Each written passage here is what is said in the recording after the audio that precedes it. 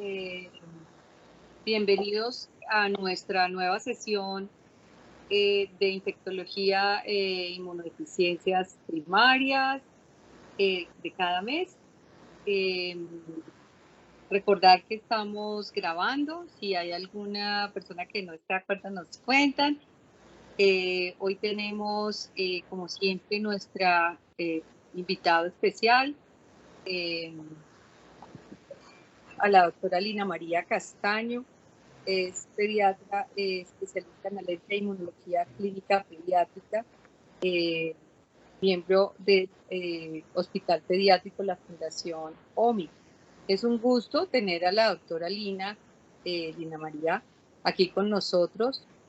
Nos va a presentar un caso de adolescente con PTI recurrente y daño pulmonar crónico. Una vez, digamos, termine o según la dinámica que la doctora Lina quiera manejar, pues se abrirá el espacio para preguntas, para comentarios y lo que ustedes consideren pertinente en este momento. Entonces, doctora Lina, bienvenida. Bueno, ya es su espacio y la estamos escuchando. Muchas gracias. Gracias. Bueno, feliz tarde Gracias. para todos. El día de hoy vamos a ver un caso de un adolescente con PTI recurrente y daño pulmonar crónico que tuvimos nosotros recientemente en la Misericordia, y la verdad es que pensamos que los casos que de pronto nos enseñan son de los que más tenemos que aprender y compartirlos para que todos aprendamos juntos. Entonces, es un paciente masculino de 14 años de edad, originario y residente acá en la ciudad de Bogotá, y consultó por un cuadro clínico de un día de evolución por petequias en miembros inferiores y gingivorragia. Niega fiebre u otros síntomas asociados, y esta consulta se dio en el mes de abril del 2022. Como antecedentes, entonces, ya cuando íbamos a preguntar cómo había sido todo antes del momento, entonces, pues antecedente perinatal, fruto de la segunda gestación, un embarazo controlado, sin problemas ni complicaciones. Nació a término, parto vértice espontáneo, egreso con la mami y onfalorexis en la primera semana de vida. En antecedentes patológicos, tiene un antecedente de déficit cognitivo y retraso del lenguaje expresivo. El paciente pues habla palabras, pero digamos que no está muy bien su lenguaje, pero la mamá dice que nunca lo han estudiado antes, que no le han hecho estudio de audición ni nada.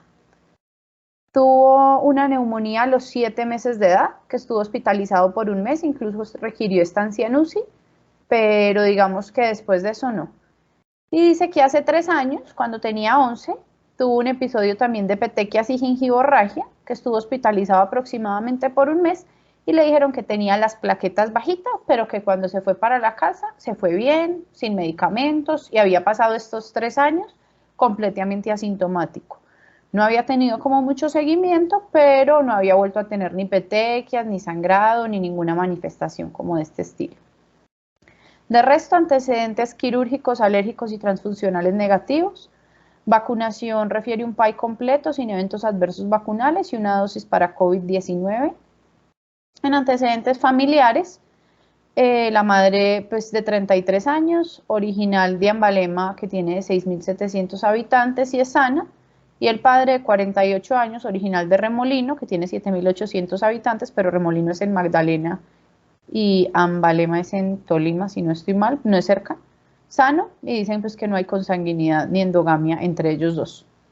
Tiene un hermano de 17 años sana y una hermana media de 11 años por línea materna, también sana. No antecedente de muertes tempranas, vive con la mamá, hermanos, tío materno, no tiene mascotas, no fumadores, y desde hace varios años ya no está escolarizado por la alteración cognitiva, pero la mamá dice que le paga una profesora en casa. En cuanto a la evolución del paciente, pues entonces lo primero que le hicieron al paciente cuando llegó pues fue un hemograma que tenía leucocitos 9.560, neutrófilos 5.050, linfocitos 3.610, hemoglobina de 13,5, hematocrito de 39,2% y plaquetas de 2.000. Otros laboratorios, función renal, hepática y de coagulación, pues como dentro de límites normales, que como no están como en discusión, pues no los pusimos para no sobrecargarnos más. Y entonces en ese momento en urgencia se hace una sospecha diagnóstica de una PTI, un segundo episodio, considerando que el que le dio hace 3 años fue su primer episodio. Y como todos ya sabemos, estamos pasando por una situación de desabastecimiento de inmunoglobulina intravenosa en el país, por lo cual se decide dar tratamiento de primera línea, pulsos de esteroides. Entonces el paciente se pasa pues a unidad de cuidados intermedios para los pulsos de esteroides.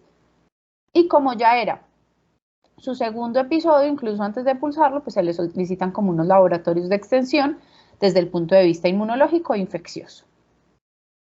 Entonces tiene un nivel de inmunoglobulina A de 40, que el valor de referencia para la edad es de 56 a 203, entonces tiene una disminución en los niveles de IgA con el valor de referencia. Una inmunoglobulina G de 784,9, que está dentro de los valores normales, una inmunoglobulina M de 110,2, que también está dentro de los valores normales, y una inmunoglobulina E de 2,6.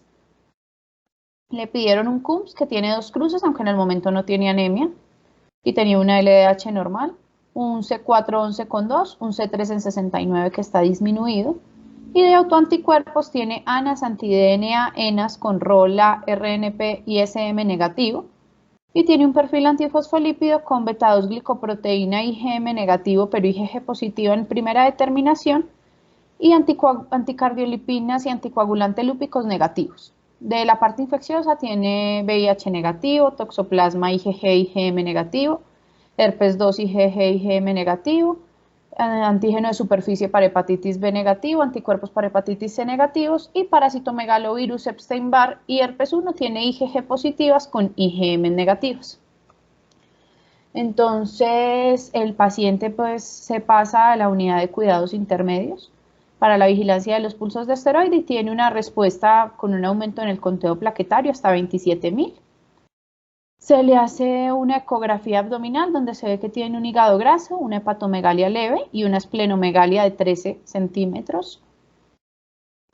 Y mientras estaba pues en la unidad de cuidados intermedios, el paciente empieza con tos y desaturación. Se desatura hasta 87, entonces le ponen oxígeno suplementario. Y ya ahí se van a indagar más profundamente a la madre y la mamá dice que es que desde la neumonía que tuvo a los 7 meses básicamente, él siempre quedó como con tos. La mamá dice que como desde los 7 meses, pero que la verdad durante toda su vida, por decirlo así, ha tenido tos y flema persistente, que incluso pues tiene un espector amarillenta, pero que nunca le han dicho que tiene un episodio de broncoespasmo, que le silba el pecho, sino simplemente es como esa tos todo el tiempo y esa flema. Tiene tos diurna 7 de 7, tos nocturna 0 de 7, no lo despierta en la noche, duerme tranquilo. Sí tiene tos con la actividad física, tos con el frío, y más al despertar y se indaga intencionadamente por síntomas de atopia nasal u ocular, los cuales son negados. Dado pues como todos estos síntomas pulmonares tan crónicos y pues la tos húmeda persistente, le realizan una tomografía de tórax, que enseguida les muestro las imágenes, que muestra que tiene una enfermedad de vía aérea de pequeño y mediano calibre con arbolengemación, probablemente por tapones de moco, y con bronquiectasias y bronquiolectasias de lóbulos inferiores predominantemente, pero también con compromiso que ya se empieza a ver en lóbulos más superiores. Entonces acá les tengo como 3 cortes representativos, pues como para no traer la tomografía completa, pero podemos ver que efectivamente pues sí hay como bronquiectasias que son más predominantes en lóbulos inferiores, pero que ya incluso están empezando a afectar la primera imagen donde se empiezan a ver, digamos, ahí en corte de carina. Entonces, pues, después de ver pues esta tomografía y los síntomas pulmonares crónicos, se interconsultó al servicio de neumología, los cuales definen hacer una broncoscopia y un lavado broncoalveolar. La broncoscopia tiene una endobronquitis generalizada severa y tiene abundantes secreciones con tapones de moco y moco muy espeso. Y el lavado broncoalveolar tiene KOH bar negativos, cultivos para hongos y para micobacterias negativas a la fecha, que ya tienen como el reporte de los 20 días. Tiene galactomanano .44 en lavado broncoalveolar y una carga de CMV de 2870 copias, pero una carga para CMV en sangre negativa. Entonces, después de como todo esto, dijeron, no, vengan, hablemos con inmunología, acá algo está pasando. Y cuando se hizo la evaluación inicial por nuestro servicio, Pues nos llamó la atención pues en la parte de inmunidad de infecciones, uno, que el paciente pues había tenido una neumonía grave, porque la mamá dice que incluso estuvo en UCI y una hospitalización de un mes, digamos que es una hospitalización prolongada para una neumonía, que tiene síntomas pulmonares crónicos, con la tos que predominantemente es húmeda y productiva con expectoración, tiene bronquiectasias que se evidenciaron en la tomografía de tórax, y en el estudio inicial vemos que tiene una inmunoglobulina baja para el valor de referencia, aunque es apenas la primera determinación, y que además de la parte infecciosa vemos un paciente que tiene disregulación inmunológica, porque vemos que es el segundo episodio de PTI, o sea, ya estamos ante una PTI recurrente.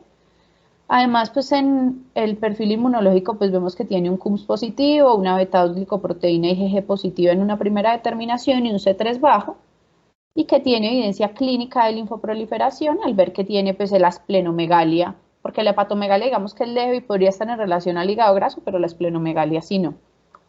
Entonces, como con todo esto, sí se hace la sospecha pues de error innato de la inmunidad y se hace un abordaje inmunológico, digamos, un poquito más profundo.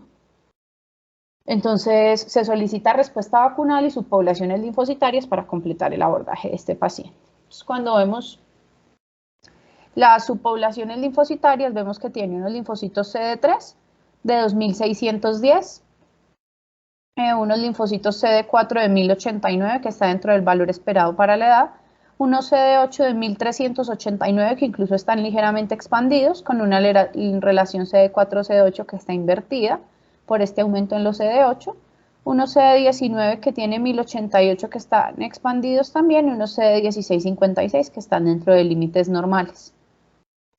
La respuesta vacunal, entonces le pedimos antígenos proteicos, entonces sarampión IgG negativo, rubéola IgG negativa, difteria IgG 0.1 que es protección básica, tétano IgG 0.1 que es negativa, y respuesta para neumococo 23 serotipos, 0 de los 23 serotipos, o sea, todos 0, 0, 0, 0, 0, 0, 0, 0, 0, 0. Entonces, digamos, ya lo que tenemos en este paciente, pues entonces es un paciente con daño pulmonar crónico, con las bronquiectasias y los síntomas pulmonares persistentes, la inmunoglobulina baja, una mala respuesta vacunal, tanto para antígenos proteicos como polisacáridos, asociado a disregulación inmune, evidente por la PTI crónica y la esplenomegalia. Entonces, combinado con todo esto, pues decidimos ponerle inmunoglobulina por la falta de disponibilidad de inmunoglobulina intravenosa.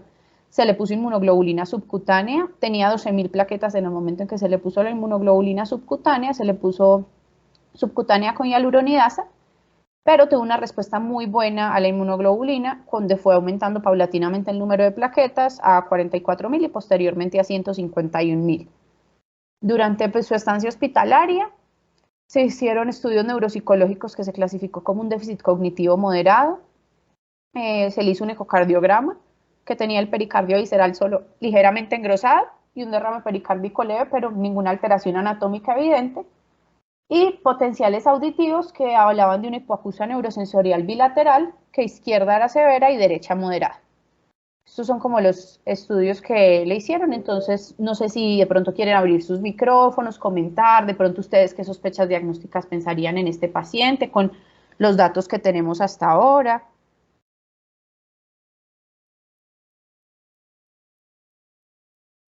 ¿Alguien quiere empezar con alguna pregunta? Yo espero un momento a ver quién quisiera hacer preguntas.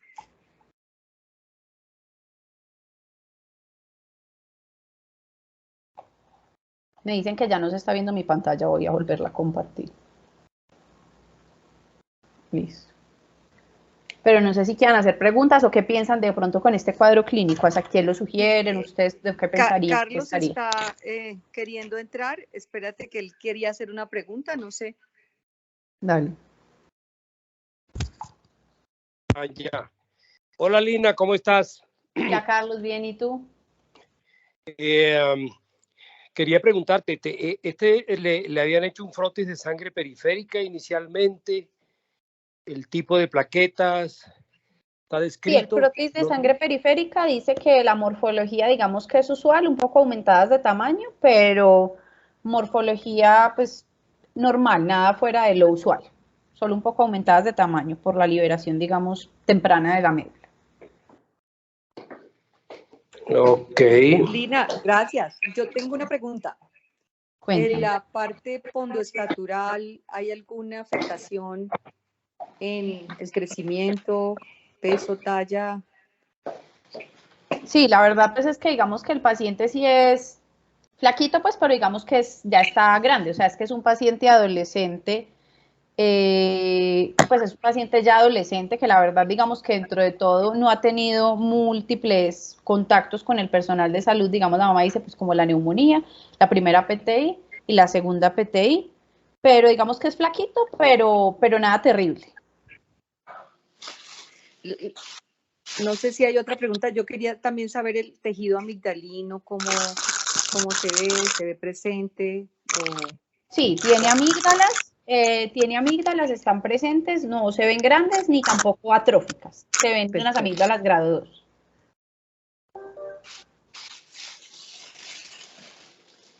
No sé si alguien quiere levantar la mano. Ahí hay una persona con... José. A ver, ¿se puede presentar? Gracias. Yo. Hola, José. Hola, ¿cómo estás? ¿Cómo les va? Hola, Lina. Hola, Lina, la primera neumonía le dio a qué edad, perdón? a los 7 meses. A los 7 meses. Bueno, es algo inusual, pero mirando los niveles de IgG, pues además de lo que ya has presentado desde el punto de vista clínico y del laboratorio, esos niveles de IgG me parece que aunque están dentro del valor de referencia de ustedes, para otras tablas parecen estar por debajo del valor de referencia para la edad. Entonces, aunque pues típicamente uso en los pacientes con inmunodeficiencia como un variable, pues que ya sabemos lo discutible que es el diagnóstico. Usualmente hay lo que se describe clásicamente como dos tipos de presentación. Pues me llama la atención que el paciente haya llegado hasta esta edad, ¿cierto? Si hacemos relación con ese cuadro clínico desde tanto tiempo. Segundo, que la IgG sí está baja, me parece a mí que está baja. No hay respuesta de anticuerpos específicos, tanto a polisacáridos y probablemente también a proteínas, aunque pues no sé si hicieron algún tipo de reto para verificar eso.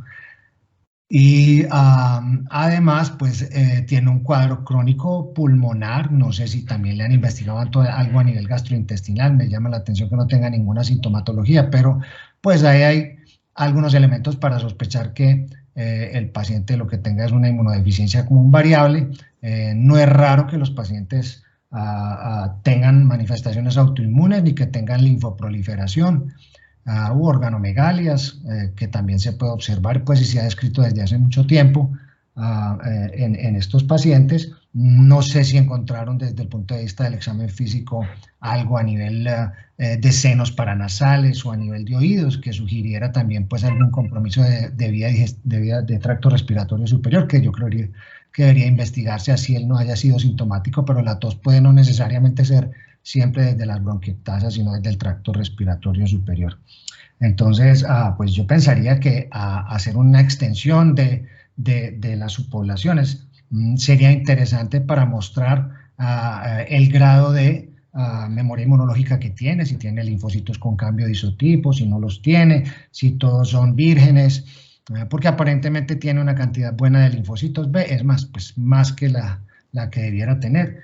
Y otro hallazgo que clásicamente se describía mucho en pacientes con común variable, pero a la gente no le para tantas bolas, es la inversión de la relación CD4-CD8. Así que yo creería que este muchacho se ganaría una tipificación un poquito más precisa de las subpoblaciones tanto de linfocitos T como de linfocitos B. Y yo creo que es importante cuando uno tiene el tiempo, porque muchas veces es debido al hecho del que mencionabas ahorita, de la falta de los problemas que tenemos con el desabastecimiento. Si uno tiene la oportunidad de vacunarlo y evaluar la respuesta a las vacunas, también es importante para demostrarlo. Si tú consideras que la IgG es dentro de valores normales, pues podríamos estar hablando de una deficiencia de anticuerpos específicos que también está descrita y puede tener el mismo tipo de manifestaciones, pero yo creo que todo eso es un espectro general. Yo no me mataría tanto por el tema de la IgE baja, porque realmente nosotros en los estudios que hemos hecho de deficiencia selectiva de IgA, que típicamente pues es de ausencia o IgA menor de 7 miligramos por decilitro, con el resto de inmunoglobulinas normales y producción de anticuerpos específicos normales. Creería que pues, el diagnóstico de deficiencia de IgA con tantas manifestaciones simplemente parece ser parte del espectro de un problema de anticuerpos. Nosotros hicimos un estudio muy amplio pues, para buscar genes en deficiencia selectiva de IgA y lo que encontramos fueron genes que ya han sido reportados en otras enfermedades y que pues me hace pensar a mí que podría ser algún tipo de penetrancia incompleta de algún defecto de estos que a veces aparece como deficiencia selectiva de IgA, pero realmente pues como un defecto asociado a eso no creo que sea, porque además pues tiene IgA. Eso pues lo diríamos para descartarlo. Yo pienso que sí, que podría hacerse una tipificación, no hay problema pues que se haga durante ese periodo y también pues obviamente por lo temprano de la presentación del cuadro de común variable, yo sugeriría que un exoma podría ser mucho más productivo, que usualmente lo muestra más que en estos adultos ya mayores que empiezan a presentar ese tipo de problemas. De todas maneras, creo que una pregunta que tengo es sobre el impacto en la función respiratoria de las infecciones crónicas o de lo que él tiene crónico, porque tiene bronquiectasias y obviamente pues hay muchas cosas por hacer ahí. Sí, desde la parte pues del examen físico no había evidencia pues de sinusitis en el momento, ni había cicatrices timpánicas que nos hicieran como pensar en que hubiera tenido infecciones pues óticas recurrentes y la mami no las refería. Igual el paciente pues como se mejoró, se dio de alta y el plan es precisamente hacerle unas subpoblaciones extendidas ambulatorias y una prueba de función pulmonar para evaluar hasta qué punto está y mirar todo eso. Y precisamente nosotros, la verdad, nosotras pensábamos como el doctor Frank, nosotros decimos, pues mira, tiene una IgG que no es la más alta, una IgA que está baja, una alteración en la respuesta a anticuerpos proteicos, a polisacáridos, nos íbamos más como, y por la citopenia autoinmune y la esplenomegalia, nos íbamos mucho hacia una común variable, el RBA, CTLA4, nos íbamos como mucho hacia este tipo de efectos y le tuvimos la oportunidad de hacerle un panel genético que fue la sorpresa, pero yo creo que la doctora Marta quiere decir algo.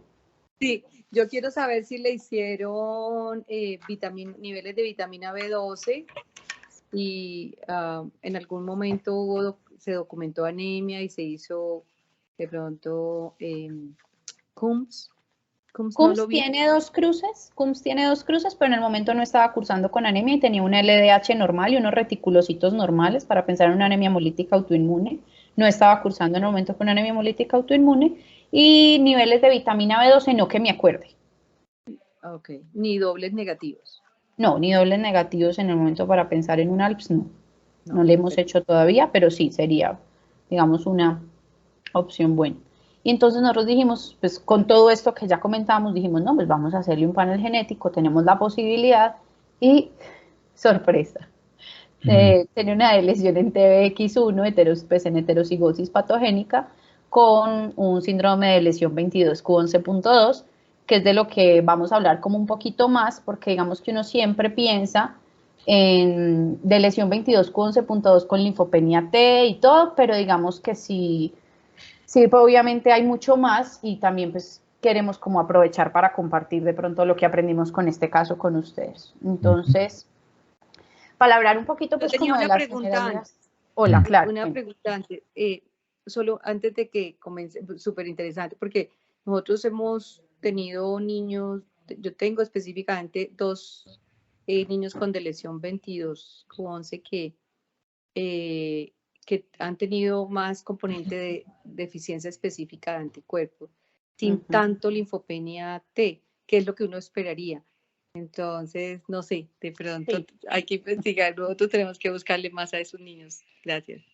Sí, definitivamente nosotros también como que vimos esto y nos como, ¡ah! ¡Qué vergüenza! Diagnosticamos pues cuando uno tiene, digamos, FISH y otras alternativas y nosotros, bueno, y lo diagnosticamos con panel, pero qué bueno que está diagnosticado y qué bueno ¿qué es eso? Que podemos aprender que el espectro de las enfermedades es mucho más de eso y pues queremos traerlo precisamente. Entonces, Lina, pero aquí hay algo muy interesante que yo creo que vale la pena resaltar. Primero, los aspectos cognitivos, ¿cierto? Todos tendemos a pensar pues que la desnutrición y todo son problemas y me parece que es valioso lo que dices.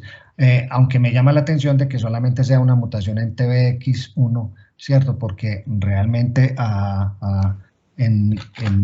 digamos lo que, pues primero no hubieras podido diagnosticar eso con un FISH, ¿cierto? Ya que estamos bien. El panel se hizo y nos llevamos toda la sorpresa, pero nosotros también, y hay que reconocerlo, nos hemos encontrado con sorpresas muy grandes en cuanto a DiGeorge, porque es bastante heterogéneo, no siempre tenemos las famosas tríadas, no tenemos historia de nada, y podría uno encontrarse con sorpresas como esas, pero vale la pena pensar que dentro del DiGeorge hay mucho más que simplemente problemas inmunológicos y endocrinos, y que obviamente pues otra de las complicaciones que tienen a ellos a largo plazo puede ser algo como un cuadro de común variable. No me sorprendería, aunque no es común verlo así. Sí, claro, nosotros también dijimos como, sí, porque nos llamó mucho la atención y es eso, y si es solo de TBX1, pues no nos iba a salir en el FISH, pero digamos que cuando salió dijimos, bueno, sí puede ser, pero no era nuestra sospecha diagnóstica inicial, digamos que nuestra cabeza estaba en otra parte, pero sí, me parece que uno cada vez tiene que ampliar más su mente y considerando y más con lo que vamos a ver la frecuencia que tiene la de lesión 22,11.2, porque es que es muy frecuente. Pero de todas maneras también hay que abrir el ojo porque tú sabes, hay enfermedades digénicas, ¿cierto? Entonces, el hecho de que tenga una variante misigota en TBX1, pues no sé de qué tipo de variante estamos hablando, pero además de eso también existe la posibilidad, aunque es rara, de que exista algo digénico, ¿cierto? Porque pues a mí también me llama mucho la atención y no es común encontrarse pacientes con estas características en este contexto. Bien, bueno, qué pena, yo los tengo que dejar, muchísimas gracias, os he pasado un día horrible con mi gripa, pero después me contará ya a alguien más qué pasó, ¿ok? Gracias, José, que te mejores. Que estés bien, hasta luego. Chao. Listo, entonces vamos a hablar un poquito precisamente de la lesión 22q11.2, que es esta constelación de signos y síntomas que se asocian pues con la alteración genética de este punto. Entonces, como generalidades, fue una enfermedad que fue descrita en 1965, el doctor Angelo DiGeorge, que por él se llama así, en 1965 describió la ausencia congénita de timo y paratiroides. Ya más adelante, en los años 80, se describió que la mayoría de estos casos era secundario a de lesiones heterocigotas en el cromosoma 22q11.2.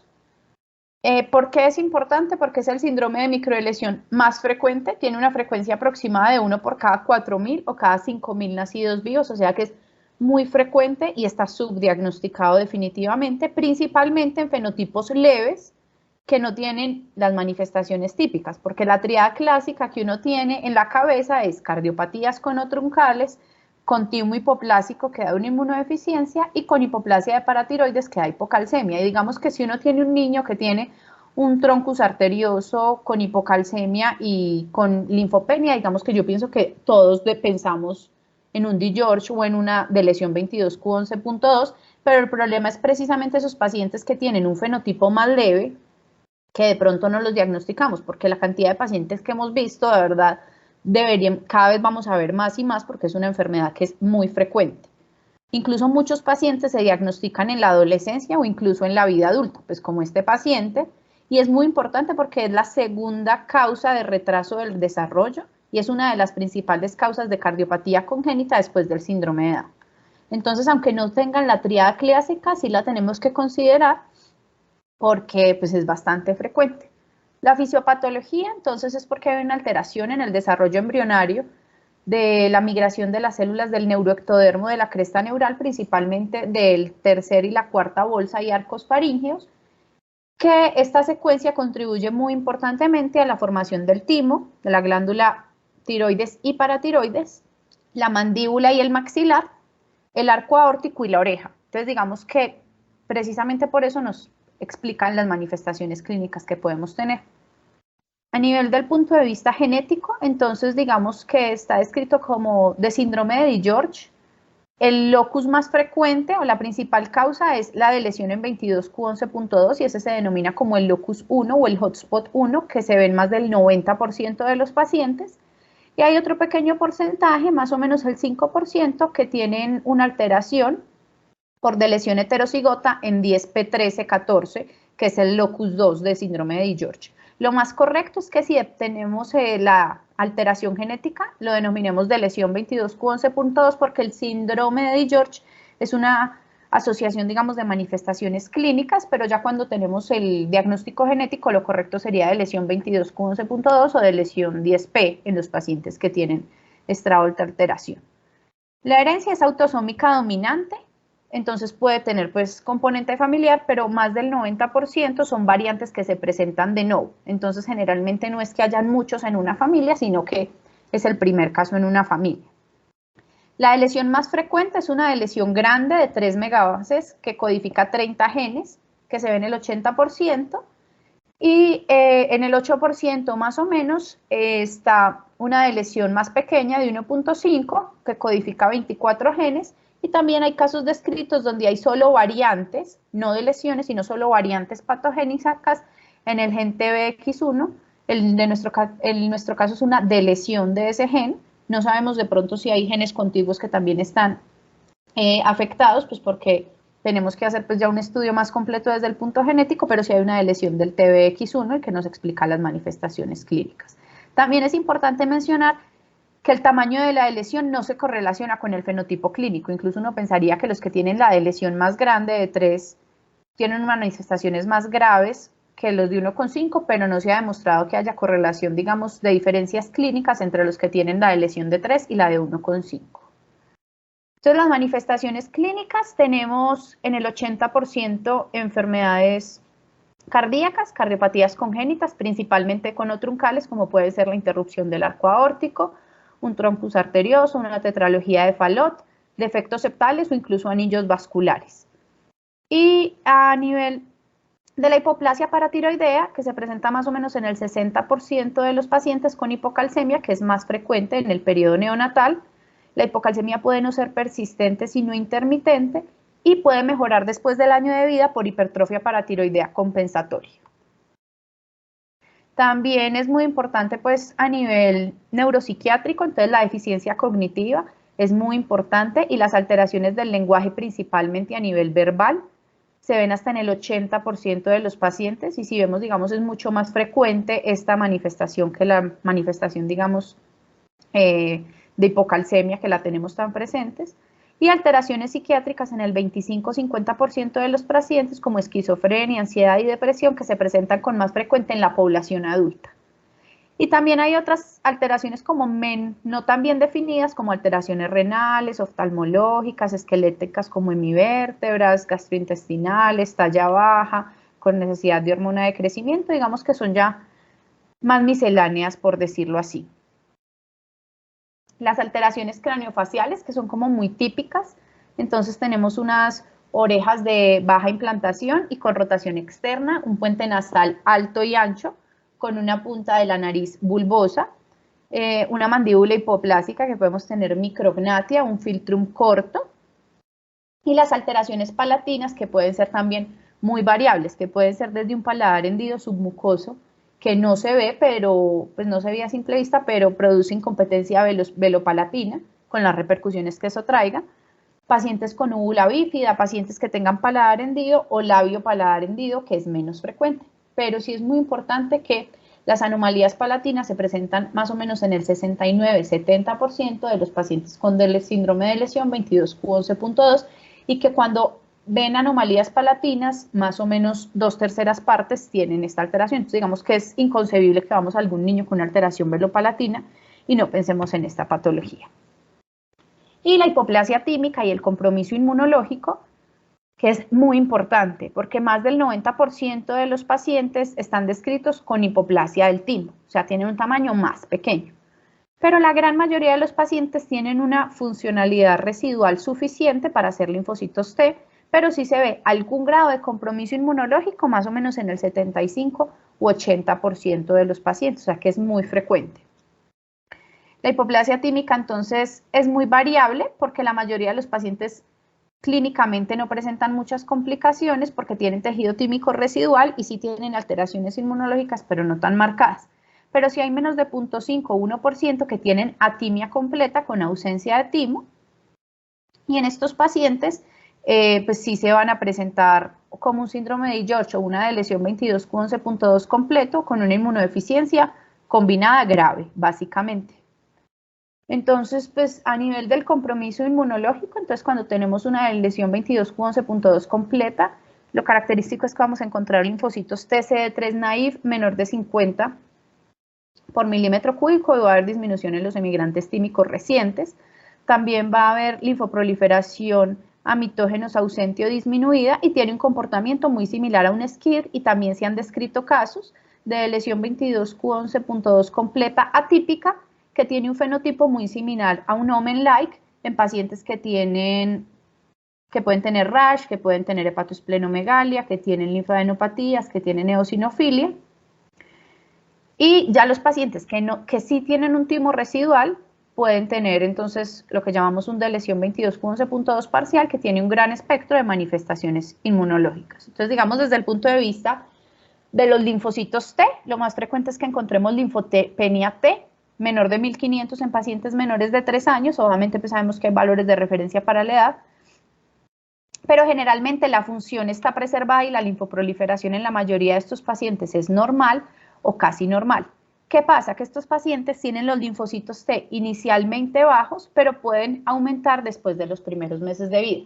Acá les traje unos gráficos que hay de varios estudios que tienen una población muy importante de pacientes con lesión 22q11.2 y vamos a ver que el porcentaje de pacientes con linfocitos CD3 bajos para la edad va a ir disminuyendo a medida que crece el niño. Digamos, vemos en la primera gráfica que está blanco y negro, que cuando tenemos pacientes, digamos, por debajo de los 9 meses, más o menos del 40 al 70% van a tener linfocitos CD3 bajos. Pero a medida que van creciendo estos chiquitos, el porcentaje de CD3 bajo disminuye.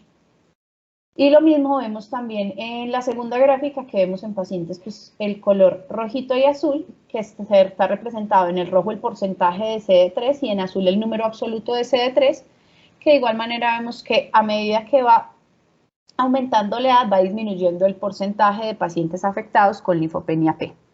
Esto porque ¿cuál es la teoría fisiopatológica de por qué se ve esto? Entonces los linfocitos T son inicialmente bajos, pero estos valores pueden aumentar ligeramente en el primer año y alcanzar niveles de linfocitos T normales en la adolescencia o en la vida adulta, que es lo que pudo haber pasado con nuestros pacientes. ¿Por qué? Porque los pacientes de lesión 22q11.2 tienen una disminución asociada con la edad que disminuye más lentamente. O sea, la curva de descenso de linfocitos es como más atenuada comparado con los pacientes normales, que es lo que podemos ver en la gráfica C. Digamos, vemos que pacientes, los controles, que son la línea roja, tienen una curva más inclinada, mientras que los pacientes con lesión 22q11.2 sí empiezan con un nivel más bajo y siempre van a tener, digamos, un nivel más bajo que su contraparte, pero su porcentaje o su curva es mucho más aplanada y eso hace que a medida que aumenten como los valores de linfocitos para la edad de referencia van disminuyendo, pues digamos ya no se considere que tienen tanto linfopenia. Esto también se da porque hay una proliferación homostásica de los linfocitos T de memoria, donde se empiezan a acumular pues, los linfocitos T de memoria. Entonces, en general tienen los linfocitos T CD3 más bajos que su contraparte, pero no siempre van a estar por debajo del valor de referencia porque tienen un descenso menos marcado que los pacientes sanos y pueden tener una homeostasis con proliferación de linfocitos de memoria.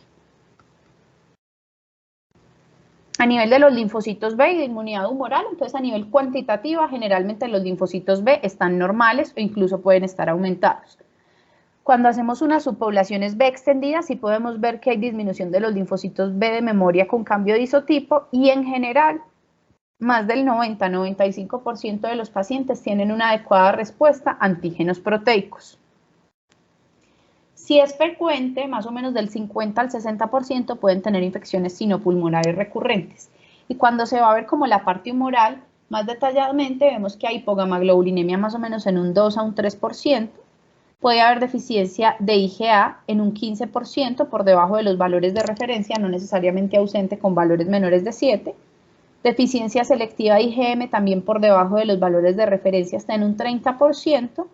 Y lo más frecuente que se encuentra es deficiencia de anticuerpos, antígenos polisacáridos o antígenos específicos, en el 40%. También que se han encontrado en muchos estudios que hay muchos factores que pueden predisponer a las infecciones sinopulmonares, no solo las alteraciones humorales, sino también las alteraciones anatómicas, la disfunción velopalatina, principalmente para infecciones óticas y sinusales, disfagia y enfermedad por reflujo y la enfermedad atópica, que también es más frecuente en estos pacientes. Entonces, ¿qué es lo que le recomiendan a uno? Que si un paciente con de lesión 22Q11.2 está teniendo infecciones recurrentes, uno intente corregir primero lo que puede corregir, alteraciones anatómicas, entonces que haga terapia fonoaudiológica, que mejore la disfunción velopalatina, si hay que tratar la disfagia, si hay que tratar el reflujo, si hay que tratar enfermedad como rinitis alérgica, tratar todo esto y también buscar deficiencias humorales específicas como la deficiencia de IgA, de IgM o de respuesta a polisacáridos. La autoinmunidad también es más frecuente en estos pacientes, la frecuencia va del 10 al 30%, también depende mucho como el tiempo en lo que lo consideremos, los porcentajes más altos vemos cuando se estudian poblaciones hasta la vida adulta. Lo más frecuente son las citopenias autoinmunes, principalmente la trombocitopenia, pero también pueden presentar artritis, enteropatía o enfermedad tiroidea. ¿Por qué se da la autoinmunidad en estos pacientes? Pues primero, porque hay una disminución de los linfocitos T reguladores naturales, que son CD4 positivos, CD25 positivos con el factor FOXP3, pues porque son derivados químicos y al tener una alteración en el timo también tiene una disminución en estos linfocitos T reguladores que tienen este origen ahí. También hay un desarrollo tímico anormal que no permite la expresión de factores de transcripción de antígenos organoespecíficos como puede ser aire a nivel del timo para la selección negativa de los linfocitos autorreactivos. Y lo otro que vimos es que también hay una expansión posttímica de los linfocitos T para esta homeostasis, pero este repertorio va a ser limitado y se van a expandir linfocitos que tienen una afinidad a antígenos propios, incluso aunque sea baja, pero esto acumulativamente va a aumentar el riesgo de autoinmunidad en estos pacientes. Que también hay que tener en cuenta que en las enfermedades autoinmunes, pues hay que tener mucho cuidado con el tratamiento con esteroides en pacientes que tienen hipoparatiroidismo porque tienen mucho mayor riesgo óseo y de eventos adversos en estos pacientes. Y en los estudios que se ha visto que también que hay más autoinmunidad en pacientes con linfopenia, particularmente linfopenia de linfocitos CD4 naive, y que esta linfopenia de CD4 naive también se asocia a mayor incidencia de atopia. El diagnóstico, pues digamos que lo principal es sospecha clínica, entonces con la sospecha clínica uno va a buscar las otras cosas que pueden tener, entonces el ecocardiograma para las alteraciones coronarias, evaluación del timo, particularmente en los chiquitos con radiografía, ecografía o incluso pues con resonancia, medición de niveles de calcio y metabolismo fosfocálcico, citometría de flujo para linfocitos, linfoproliferación a mitógenos y también se puede hacer antígenos específicos, niveles de inmunoglobulinas y anticuerpos específicos, principalmente pues a polisacáridos en pacientes mayores de 2 años, aunque también es muy valioso evaluar la respuesta vacunal, antígenos proteicos. Para el diagnóstico, digamos, podemos utilizar FISH, MLPA, SNP, microarreglos o, como en el caso de nosotros, panel. ¿Cuáles fueron, digamos, los retos diagnósticos en nuestro paciente? Que pues el paciente no tenía ni cardiopatía ni alteración palatina, no tenía antecedente de hipocalcemia, en las subpoblaciones no tenía linfopenia P, aunque sí tenía esta inversión CD4, CD8. Sí tenía, esto sí, alteraciones del lenguaje y alteraciones cognitivas, y sí tenía un componente humoral muy importante con la deficiencia parcial de IgA y con la alteración en la respuesta vacunal. El tratamiento no inmunológico, pues tratar la cardiopatía, tratar la hipocalcemia, corregir los defectos palatinos, hacer la terapia fonoaudiológica, corregir trastornos de deglución y alimentación porque pueden aumentar el riesgo de infecciones superiores principalmente, terapia del lenguaje y tratar otras comorbilidades que puedan coexistir. En cuanto al tratamiento inmunológico puntual, digamos, de la de lesión 22Q11.2 completa o pacientes con atimia, el manejo inicial es muy similar a un SCID, una inmunodeficiencia combinada grave. aislamiento, usar hemoderivados irradiados, inmunoglobulina sustitutiva, profilaxis antimicrobiana, porque son pacientes pues, que tienen un comportamiento clínico muy severo. Y las alternativas, digamos, curativas son como dos. Tenemos entonces el trasplante de timo cultivado, que lo que hacen es que sacan el timo de las cirugías cardíacas y se cultiva para remover los linfocitos T maduro y evitar que no haya una enfermedad de injerto contrahospedero cuando se implante, y se implantan en el cuádriceps del paciente. La verdad es que el trasplante de timo se ha logrado y se ha demostrado pues, que puede resultar en linfocitos T funcionales en los pacientes de lesión 22q11.2, pero la principal limitación es que pocos centros a nivel mundial ofrecen este procedimiento, o sea, como en Reino Unido 1, en Estados Unidos 1 2, pero digamos que no está ampliamente disponible, pero la sobrevida de trasplante de timo pues es alta, es casi el 80%, cercano al 77%, y digamos que se aprovecha un órgano de cirugías que extraen, que generalmente, digamos, eso tiran a la basura. El problema es todo el proceso de cultivo ex vivo para poder retirar los linfocitos T maduros. Y se ha visto que los pacientes con trasplante de timo logran producción de linfocitos T más o menos 90 a 100 días post trasplante, y con el tiempo el timo trasplantado también involuciona. Pero como la cantidad de linfocitos que alcanzan a desarrollar en ese tiempo, que alcanzan a tener timo, alcanzan a desarrollar un mejor repertorio y tienen mucha mejor desenlace clínico. Y la otra alternativa es el trasplante de células progenitoras hematopoyéticas, que sí está más disponible en nuestro medio, y ahí lo que se busca es aumentar los linfocitos T, pero estos linfocitos T aumentan es por expansión de los linfocitos T memoria del donante y no porque generen nuevos linfocitos T. Entonces, no restablece como tal la función celular ni la función fisiológica de generación de linfocitos T, pero da algún grado de protección por la expansión de los linfocitos del donante. En general, la sobrevida es del 41% en general, pero puede aumentar hasta el 71% cuando son casos de donante familiar, hermano, 100% compatible, entonces pues es otra alternativa. Y el tratamiento inmunológico para las de lesiones 22q11 parciales, pues primero va a depender de qué tanto compromiso tenga cada paciente, pero en general se recomienda vigilar la función inmunológica cada 1 a 5 años, porque este periodo tan variable, porque depende de qué tanto compromiso tenga tu paciente, digamos que tú le tienes que echar un ojito más estrecho o un ojito más relajado. Entonces, en general deberíamos hacer subpoblaciones, incluyendo CD45RA, más o menos linfoproliferación, que por lo menos la deberías hacer al diagnóstico, y lo recomendado es que la hagas tanto a mitógenos como a antígenos específicos para evaluar la funcionalidad, que en la mayoría de los pacientes es normal o cercana a lo normal, pero para que eso te guíe tu tratamiento en el futuro. Medición de inmunoglobulinas, que esta sí debe ser seriada, precisamente porque en el comportamiento en el tiempo y en la vida adulta puede cambiar, y anticuerpos vacunales, porque pueden que tengan unos buenos anticuerpos vacunales iniciales, pero que empiecen a disminuir con el tiempo y requieran booster vacunal. En cuanto a las vacunas vivas, se debe individualizar según la alteración de linfocitos T. En general, las recomendaciones que dicen que uno debe evaluar, 1, cómo es la respuesta que tiene a vacunas inactivadas; 2, si su linfoproliferación está normal o cerca a lo normal; 3, que sus CD4 estén por encima de 500 o mayor del percentil 10 para la edad; y 4, CD8 más de 250 o 300. Si cumple estas condiciones, digamos que se puede administrar vacunas vivas, porque también hay estudios que se han hecho, digamos, en pacientes con varicela, y las tasas de complicaciones por la enfermedad son mayores que las complicaciones por la vacuna. Y ya en paciente pues, con defecto humoral importante, con repercusión clínica, pues como cualquier otro paciente con defecto inmunal importante, las alternativas son inmunoglobulina sustitutiva o profilaxis antibiótica. Y eso era todo lo que tenía para contarles hoy. Si me necesitan, pues ahí está mi correo, mi Instagram, y no sé si tienen dudas o preguntas. Muchas gracias, doctora Lina. Excelente caso. Me parece que es súper instructivo, porque de todas maneras se le puede pasar a cualquiera.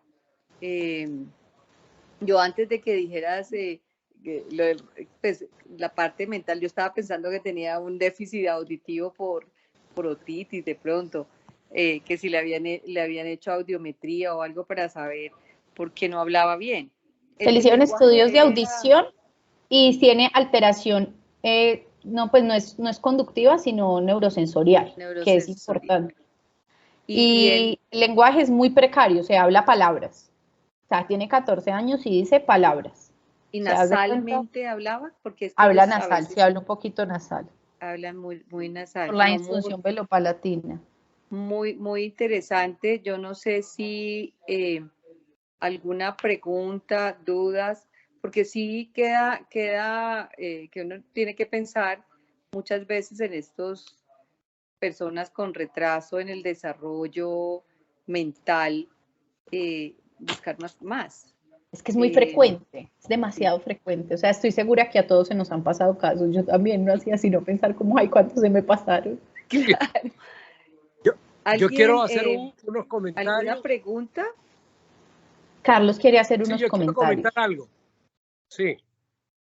Interesantísimo. En el caso nuestro, que vemos pacientes, digamos, adultos con inmunodeficiencias o que son heredados de la parte pediátrica, muchas con frecuencia, yo creo que se nos han pasado varios casos, pero recuerdo uno actualmente que lo tengo presente y es una persona que de atrás para adelante, o sea, a mayor edad, a los 40 y pico años de edad, se le hizo el diagnóstico del DiGeorge o como tú dices, la lesión del cromosoma, básicamente por retardo leve mental.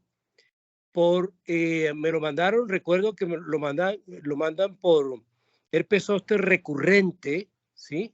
Y con una linfopenia CD4, si por ahí está Catalina me corrige, pero es muy leve, sin mayores manifestaciones de autoinmunidad, sin alteraciones, digamos, craniofaciales, pero ese paciente clásicamente tiene un DiGeorge. El diagnóstico como tal no lo hicimos nosotros, sino que me lo mandaron por la linfopenia, más que todo, sobre todo por el herpes zóster recurrente. Yo estoy de acuerdo contigo, es muy probable que uno encuentre en mayores, ¿sí?, este diagnóstico sin tener la clásica triada y lo que nosotros acostumbramos a ver en pediatría. Sí, definitivamente es lo que tú dices, a cada vez van a aparecer más, entre más leve sea el fenotipo, más tarde lo vamos a diagnosticar, yo creo que es eso, menos se va a pensar, porque es que el niño que tiene un troncus, una hipocalcemia y tiene una linfopenia, yo creo que todos, o sea, y al que se le pase ese DiGeorge sí nos preocupamos, ¿cierto? Sí. Pero digamos que es eso, este niño, digamos, cuando uno ve, solo tenía como las manifestaciones neurocognitivas, los síntomas pulmonares crónicos y las 2 PTI, digamos que él ni siquiera tiene linfopenia CD4, tiene una inversión en la relación CD4-CD8, pero no es lo más típico y la verdad es que sí nos sorprendió mucho, nosotros estamos esperando cualquier asociada con común variable o con disregulación inmune, cuando nos salió eso y nosotras, ay, bueno, de todo se aprende, todos los días uno aprende un poco. Claro. Este muchacho por ahora no ha tenido infecciones, digamos, bacterianas recurrentes. Si en algún momento... Pues ahí es lo que la duda le queda a uno, porque el daño pulmonar, o sea, si como él de pronto siempre ha estado acostumbrado a tener tos, y nosotros sí sabemos que nuestros pacientes con inmunodeficiencias o con errores innatos de la inmunidad no hacen las manifestaciones más floridas, ¿cuántas neumonías habrá tenido por ahí?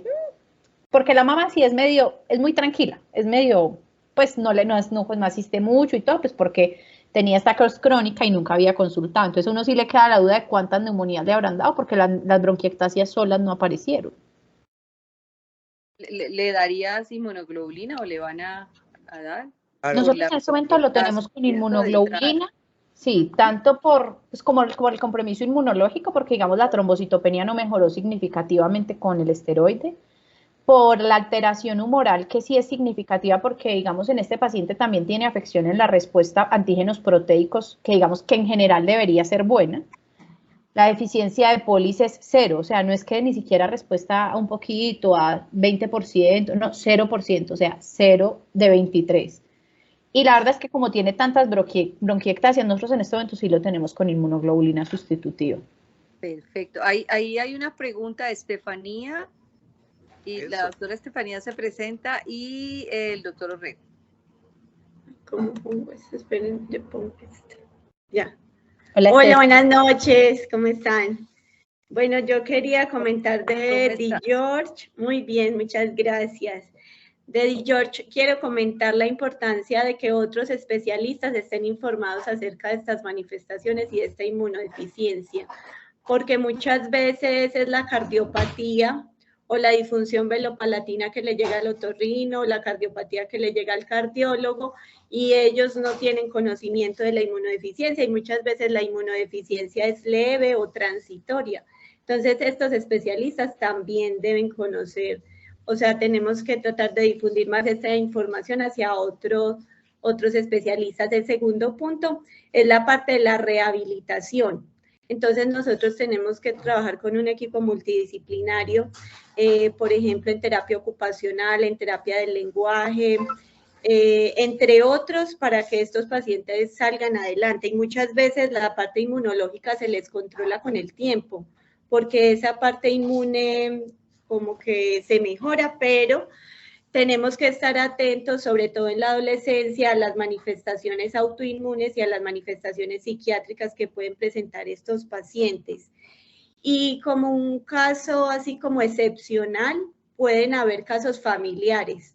Entonces nosotros en el grupo aquí en Medellín tuvimos o tenemos una mamá con síndrome de Di George y un hijo con síndrome de Di George. Entonces eso también pues como para tenerlo presente, que muy eventualmente y raramente puede ocurrir. Sí, porque tiene herencia autosómica es dominante, entonces se puede heredar. Sí, digamos lo que dice Steffi es verdad, o sea, a veces a nosotros nos llegan pacientes con de lesión 22,11.2 a los 15 años, que están diagnosticados desde los 3 años, pero es que nadie nunca le dijo que tenía que ir donde el inmunólogo. O sea, el problema a veces ni siquiera es que no los diagnostiquen, es que los diagnostican y no los mandan.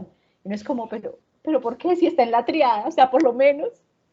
Pero sí, digamos, yo pienso que lo que está diciendo la doctora Estefanía es súper importante, de trabajar en conjunto con otros especialistas y cada vez generar un poquito más de conciencia, porque de verdad, si vemos la frecuencia, es que es muy frecuente, o sea, de verdad, ¿cuántos se nos han pasado? Yo creo que nos toca ir a hacernos un cromosoma cada uno de nosotros, porque es muy frecuente. A ver qué salimos. Sí. Hay una mano levantada,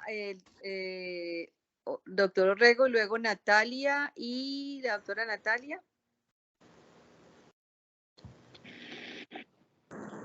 Hola, muy buenas tardes. Qué pena que no pude estar desde el principio porque estaba terminando consulta. No, lo que alcancé a oír casi desde que estaba hablando José y la presentación final de la revisión muy buena.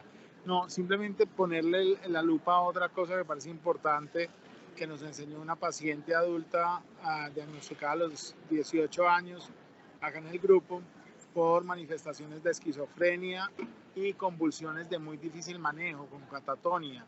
Una cosa pues que también podríamos reportar porque la epilepsia ha sido muy refractaria y con un retraso mental leve. Cuando nosotros la vimos llegar, casi que la fasis era totalmente característica y tenía otras características, pero literal hicimos el diagnóstico a los 18 años. Entonces también tener en cuenta que dentro de las alteraciones en línea media hay que irse para arriba también, no solamente al retraso mental por la alteración en corteza, sino que son pacientes que pueden tener esquizofrenia. Entonces tampoco pensamos en los psiquiatras en que a ellos también hay que llevarles el mensaje, porque este paciente y la otra paciente que mencionaba la doctora Estefanía, que es la mamá tiene también otro trastorno psiquiátrico de base, o sea que no es tan raro como uno pensaría que esos pacientes en la edad adulta pueden tener ese tipo de alteraciones y no se piensa. Entonces hay que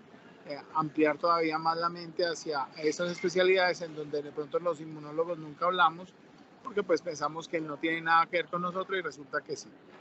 Solamente ese aporte, excelente caso. Gracias, Julio. Natalia, creo que estabas levantando la doctora Natalia. Gracias. Sí, hola a todos, buenas noches.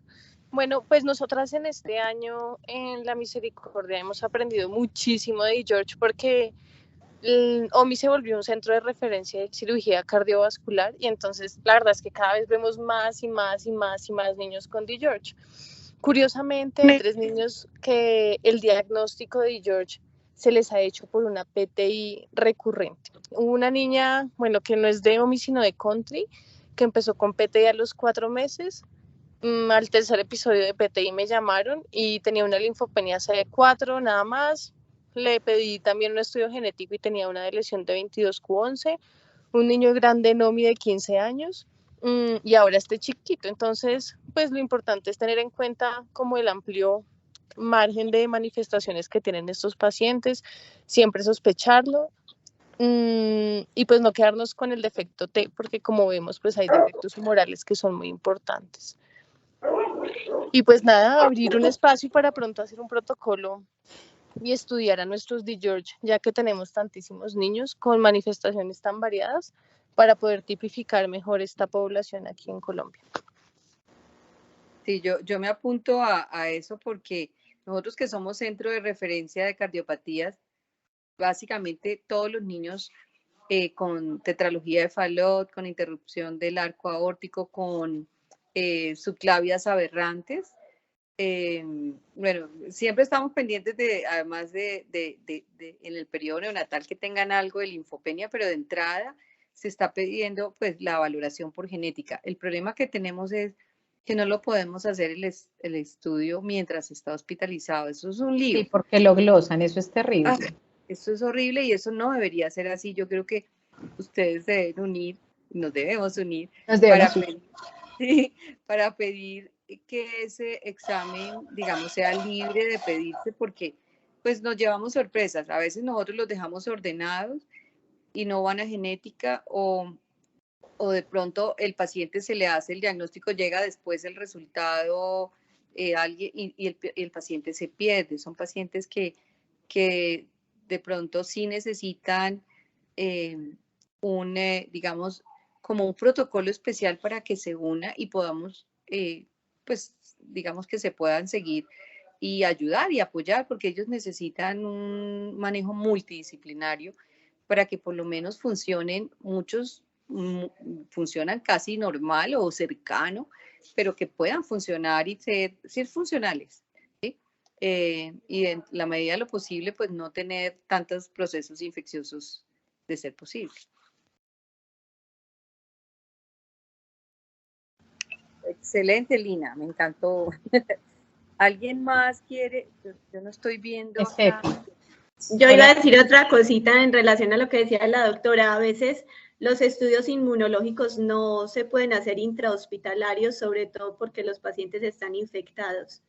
Entonces uno tiene que esperar como tenerlos lo más controlado y lo más basal posible al paciente. Entonces, muchas veces puede que sea posible que no se haga la valoración de inmunología intrahospitalario, pero sí que vayan con la remisión a inmunología y hacerle todo el abordaje de los estudios que mencionaba Lina de forma ambulatoria. Y también invitarlos a revisar no fue un protocolo directamente, sino una revisión que hicimos en el grupo en el año aproximadamente 2016, pero pienso que se puede trabajar en un protocolo nacional. También me apunto si les ayuda a ustedes. Nosotros tenemos muchos casos, Steffi, yo creo que nosotros tenemos más de, por ahí, si nos ponemos a contar, más de 15 o 20 casos confirmados con alguna alteración inmunológica y los que faltan por llegar, porque faltan por llegar. Muchas gracias, feliz noche. Súper, muchas gracias a todos. Bueno, los invitamos y bueno, Estefanía, estás invitada a presentar si quieres y si tienes algún casito interesante, me cuentan. Este es un espacio que digamos que queremos que no se pierda, que las experiencias que cada uno tiene las puedan compartir, porque mire todo lo que aprendemos. Cada día se aprende más y el espectro más con todos los estudios que se están haciendo, y ustedes tienen como esa posibilidad de ir comprobando, digamos, las sospechas. Es muy interesante. Entonces, este es un espacio de cardioinfantil para todos y de la Universidad del Bosque pero pues está abierto para el que quiera, de modo que invitadísimos para el próximo mes. Yo les estaré avisando, digamos, la fecha exacta, tercero o cuarto lunes. Estefanía, estás invitada y los demás. Muchísimas gracias, muchísimas gracias, me da mucho gusto saludarlos y verlos. Gracias, claro que sí. Lina, mil gracias, de verdad, excelente, estuvo súper bueno. Chao, que estén bien, feliz noche. Feliz noche, gracias. Que descansan, que descansen, bendiciones. Muchas gracias. Excelente.